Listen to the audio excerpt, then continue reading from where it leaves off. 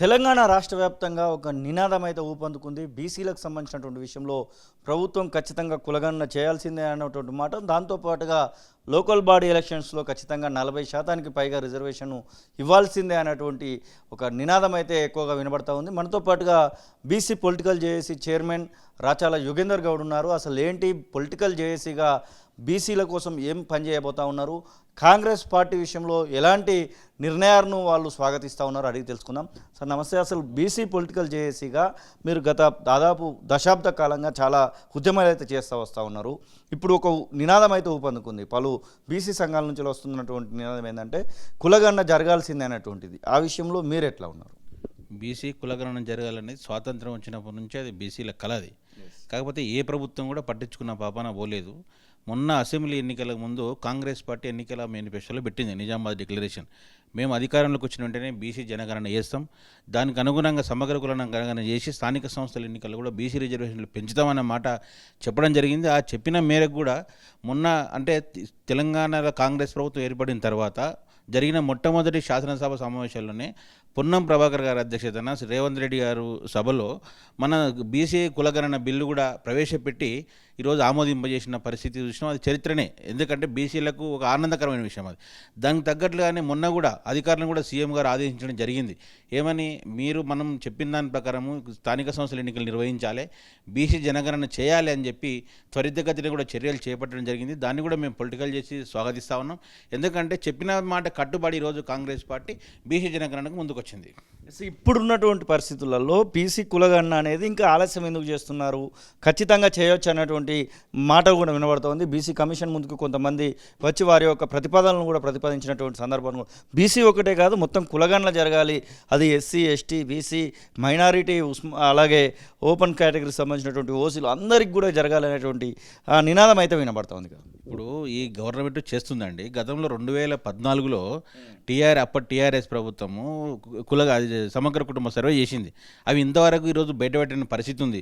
మళ్ళీ బీజేపీ ప్రభుత్వం అప్పుడు కాంగ్రెస్ ప్రభుత్వం అధికారంలో ఉన్నప్పుడు బీజేపీ ప్రతిపక్షాల నుండి కూడా మేము వస్తే సమగ్ర కుటుంబం జరుగుతూ ఉన్నది. మళ్ళీ బీసీ ప్రధాని ఉండి ఈరోజు బీసీ ఆకాంక్షలు నెరవేర్చినటువంటి ప్రధాని స్థాయిలో ఉన్న వ్యక్తి ఈరోజు ఆ సమస్యలను పట్టించుకున్న పాపన ఏనాడు పోలేదు.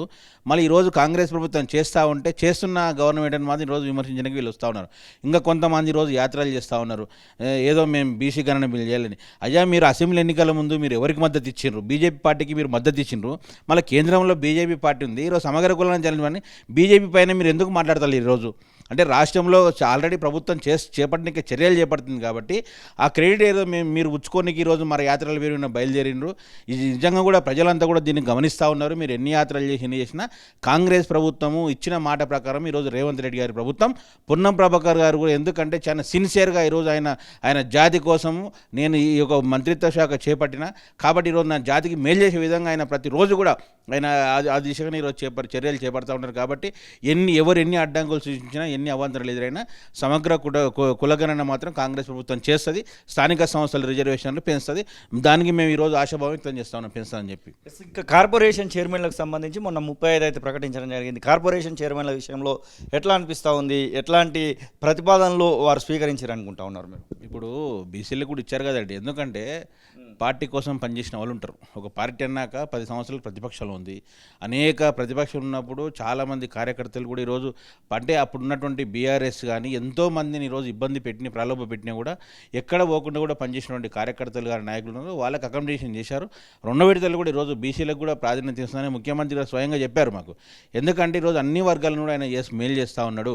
ఈరోజు మహిళలకు చూసాం మనం, మొన్న డిఎస్సి నోటిఫికేషన్లు అదేవిధంగా నడుస్తూ ఉంది. మన ఉపాధ్యాయుల బదిలీలు ఈరోజు చేపట్టడం జరిగింది. అంటే అన్ని వర్గాలు కూడా చేస్తూ ఉన్నాడు. ఈరోజు ఒకటి కాదు, ఇప్పుడు కులగణన కూడా చేస్తాం. మొన్న రైతు రుణమాఫీ చేశారు. మళ్ళీ 10 సంవత్సరాల నుంచి ఆ ప్రభుత్వం ఏం చేయలేదు. ఈయన వచ్చినాక అన్ని అంటే వర్గాలు ప్రతి ఒక్కటి కూడా చేస్తూ ఉన్నాడు. కాబట్టి వాళ్ళకు కూడా కొంత సమయమేలే. ఇప్పుడు గవర్నమెంట్ జనరల్ అయిందండి, 8 నెలలు కూడా పూర్తి కాలే. వాళ్ళ మీద ఎదురుదాడి చేసిన ఈరోజు ప్రతిపక్షాలు చేస్తూ ఉంటారు. మళ్ళీ ఇన్ని రోజులు ఏం చేశారు మీరు?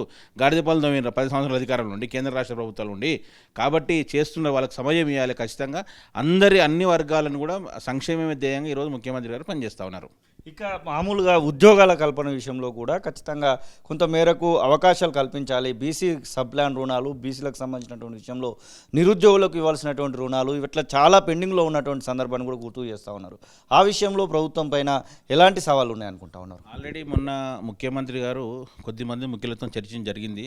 మమ్మల్ని అంతా పిలుచుకొని కొంతమందిని ఎట్లా చేస్తే ముందుకెళ్తుందని చెప్పి దాని అనేక మంది సలహాలు కూడా ఈరోజు స్వీకరించి సప్లాన్ విషయం కానీ ఈరోజు వాళ్ళు ఇంత మెజారిటీ మీరు ఇంత ఉంది కదా, ఇన్ని ప్రభుత్వాలు కూడా ఎవరు పట్టించుకోలేదు. కాబట్టి ఈరోజు నేను కూడా ఒక రైతు కుటుంబం నుంచి వచ్చిన వ్యక్తిగా అందరి బాధలు నాకు తెలుసు. అన్ని వర్గాలతోనే మనం కలిసిమెలిసి ఉన్నాం కాబట్టి తారతమ్యం లేకుండా అన్ని వర్గాల సంక్షేమం కూడా మనం పాటుపడాలి, ఆ దిశగా చర్యలు తీసుకోవాలని చెప్పి ఈరోజు మంత్రులను ఎమ్మెల్యేలను ఆదేశం జరిగింది. ఈరోజు మా నియోజకవర్గ ఎమ్మెల్యేలు కూడా చూస్తూ ఉన్నాం కొద్దిమంది. ఇంతకుముందు ఆయన వాళ్ళ దగ్గరికి వెళ్ళాలంటే ఎమ్మెల్యే దగ్గర కూడా మనుషులు ఉన్న పరిస్థితి. ఈరోజు సెక్రటరీ చూస్తే ఎంత కలకల ఉంది. ఒక ముఖ్యమంత్రి కానీ ఉప ముఖ్యమంత్రి మంత్రులు కానీ ఎవరు అయినా కూడా ఈరోజు సామాన్యులకు అందుబాటులో ఉన్నారు. వాళ్ళ సమస్యలు కూడా ఈరోజు పరిష్కరించడానికి కృషి చేస్తూ ఉన్నారు, పరిష్కారం అవుతున్నాయి కూడా. నమ్మకం ఉందా ఖచ్చితంగా బీసీ కులగన్న జరిగిన తర్వాతనే స్థానిక సంస్థలు ఎన్నికలు జరుగుతాయని, రిజర్వేషన్ వస్తుందనేటువంటి ఆశాభావం ఏమైనా కనబడతా ఉందా మీకు? 100% నమ్మకం ఉందండి. గతంలో కూడా కాంగ్రెస్ ప్రభుత్వం కూడా బీసీ రిజర్వేషన్ ఈనాడు తక్కువ చేయలే.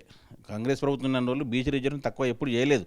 ఈ యొక్క బీఆర్ఎస్ కేసీఆర్ ఎప్పుడైతే వచ్చి సగానికి సగం బీసీ రిజర్వేషన్ తక్కువ చేయని చరిత్ర కేసీఆర్కి ఉంది, కానీ కాంగ్రెస్ పార్టీకి లేదు. ఖచ్చితంగా కాంగ్రెస్ పార్టీ ఎన్నికల మేనిఫెస్టోలు ఇచ్చిన వాగ్దానాలన్నీ కూడా అమలు చేస్తుంది. ఆ దిశ కూడా చర్యలు మీరు చూశారు. ఇవి 6 గ్యారెంటీలు చేశారు. అమలు చేస్తున్నారా లేదండి? చేస్తున్నారు కదా. ఉచిత మహిళలకు చేసే, రైతులకు చేసిండ్రు, నోటిఫికేషన్ చేసిండ్రు. ఈరోజు ఈ కామారెడ్డి డిక్లరేషన్ ప్రకారం కూడా ఖచ్చితంగా సమగ్ర కులగణన జరుపుతారు. స్థానిక సంస్థల ఎన్నికల్లో బీసీ రిజర్వేషన్లు పెంచిన తర్వాతనే ఈరోజు ఎన్నికలు నిర్వహిస్తారని చెప్పి ముఖ్యమంత్రి గారు కూడా ఆ దిశగా ప్రయత్నాలు చేస్తారు, కసరత్తు చేస్తూ ఉన్నారు. కొన్ని ప్రాంతాలలో బీసీలు ఉన్నటువంటి ప్రాంతాలలో ఇప్పుడు సిట్టింగ్ ఎమ్మెల్యేలు వేరే పార్టీల నుంచి వస్తూ ఉన్నారు. కొన్ని ప్రాంతాలు ముఖ్యంగా గద్వాల అట్లాంటివి కనబడతా ఉన్నాయి. అట్లాంటి నియోజకవర్గాలలో బీసీలకు అన్యాయం జరుగుతుందనేటువంటి మాట వినబడతా ఉంది. దాన్ని ఎట్లా చూడొచ్చు అంటారు? ఇప్పుడు గతంలో వీళ్ళు చేసినదే వాళ్ళు చేస్తూ ఉన్నారు. ఇంతకుముందు వాళ్ళు ప్రజాస్వామ్యం ఇప్పుడు కాంగ్రెస్ పార్టీకి ఎందుకు ఇచ్చిన అవకాశము? బీఆర్ఎస్ అరాచకం పోవాలని చెప్పి ప్రజలు ఈరోజు స్వేచ్ఛను కోరుకొని కాంగ్రెస్ పార్టీకి అధికారం ఇచ్చిండ్రు. 63 సీట్లు, ఒక సిపిఐ 64 సీట్లతో ఉన్నాయి. కానీ 64 సీట్లతో ఉంటే వీళ్ళు దగ్గర పడగొట్టే, మేము ప్రభుత్వాన్ని పడగొడతాము, మళ్ళీ అస్థిరం పరిచే ప్రయత్నంలో చేస్తున్నారు. కాబట్టి ఈరోజు మళ్ళీ ప్రజలకు ఇబ్బంది కలగకుండా ఈరోజు మన ప్రభుత్వం వచ్చింది.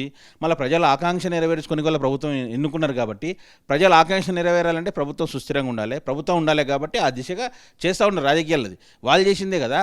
మళ్ళీ వాళ్ళు మేము ప్రభుత్వం పడగొడతామన్నారు. నిజంగా పడగొట్టమనండి. ఇప్పుడు మళ్ళీ పడగొడతామనండి, నిలబెట్టుకోనికి ఈరోజు ప్రయత్నాలు చేస్తూ ఉన్నారు. వాళ్ళు చేసింది ఫిరాయింపులు, కానీ వీళ్ళు ఫిదాయింపులో వీళ్ళకి నచ్చి వీళ్ళు వస్తూ ఉన్నారు. పరిస్థితి ఉంది. అసలైన తొలి వెలుగు. ఫాలో వాట్సాప్ @తొలి వెలుగు official.